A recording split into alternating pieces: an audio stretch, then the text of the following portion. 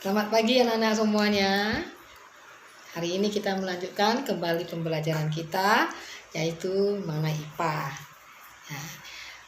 Minggu lalu kita pelajari mengenai kalor, sumber panas, dan pengaruh suhu. Ya anak-anak. Apakah dari ulang-ulang anak-anak pelajarannya? Udah mengerti apa itu kalor? Sumber panas terbesar apa? Ibu harap kamu baca kembali bukunya, ya, jangan bosan mengulang kembali pelajaran. Apa kamu ada nonton video yang memberikan? Jangan-jangan kamu hanya langsung mengerjakan MBP tugas. Tak perlulah nonton video. Ya janganlah nak ya. Paling sedikit kamu lihat sedikit wajah ibu, walaupun jelek tak apa-apa ya. Karena kita nggak bisa tatap muka ya. Oke, nah kita lanjutkan ya. Ada 3 cara perpindahan kalor, yaitu pertama konduksi, kedua konveksi, dan ketiga radiasi. Ya, ibu ulangi lagi. Ada 3 cara perpindahan kalor, yaitu konduksi, konveksi, dan radiasi. Pertama mengenai konduksi. Ya, konduksi adalah perpindahan panas melalui zat padat yang tidak ikut mengalami perubahan. Artinya, perpindahan kalor pada suatu zat tersebut tidak disertai dengan perpindahan partikel-partikelnya. Ya. Nah, contohnya di sini bisa kita lihat yaitu mentega ya yang dipanaskan di wajan.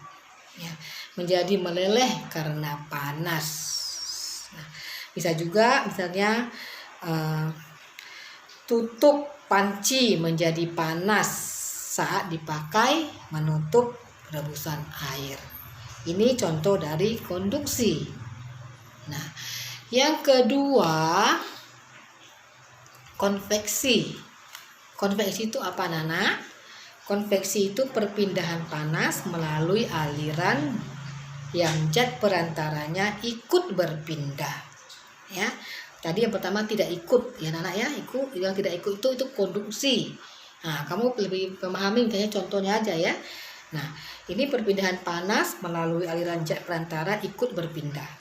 Nah, jika partikel berpindah dan mengakibatkan kalor merambat, terjadilah konveksi. Nah, konveksi terjadi pada zat cair dan gas. Jadi ingat, konveksi itu terjadi pada zat cair dan gas atau udara dan angin. Ya, kamu kan udah tahu kalau namanya gas itu udara atau angin. Contohnya, terjadinya angin darat dan angin laut. Udah itu gerakan balon udara. Ya. Gerakan naik turunnya air saat dipanaskan. Dan juga serta asap pabrik yang membumbung tinggi. Nah, ini semuanya kan zat cair dan gas kan. Jadi kalau zat cair dan gas itu konveksi. Ya. Nah, yang terakhir itu adalah radiasi. Ya. Nah, radiasi ini adalah perpindahan panas tanpa zat perantara. Nah, tadi pertama apa? Kamu harus ingat ya. Ini perpindahan panas tanpa zat perantara. Radiasi biasanya disertai cahaya. Jadi kalau cahaya berarti kita tahu yaitu sinar matahari ya. Nah, contohnya panas matahari sampai ke bumi meski melalui ruang hampa. Ya. Nah, misalnya kamu berdiri di panas matahari, padahal mataharinya paling atas ya kan, di atas. Kamu hanya menerima cahayanya, radiasinya, ya. Nggak mungkin matahari langsung yang menyinari kamu. Nah, ini namanya secara radiasi. Nah, tubuh terasa hangat ketika berada di dekat sumber api. Misalnya kamu hidupkan kompor.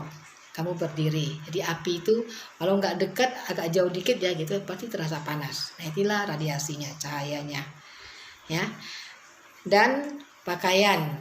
Nah, ini contoh pakaian kita yang dijemur di bawah matahari akan kering, ya.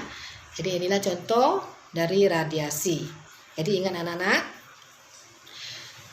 ada 3 perpindahan kalor, ya. Pertama secara konduksi, ini melalui zat perantara, ya. Sedangkan konveksi tidak disertai zat perantara. Nah, sedangkan radiasi yaitu tanpa zat perantara. Jadi kamu mesti ingat, dan juga contoh-contohnya kamu mesti pahami, karena nanti di soal-soal ini banyak contoh, ya. Oke anak-anak, sampai di sini pembelajaran IPA supaya dipahami, dan jangan lupa kerjakan latihan yang sudah Ibu berikan. Oke, selamat belajar.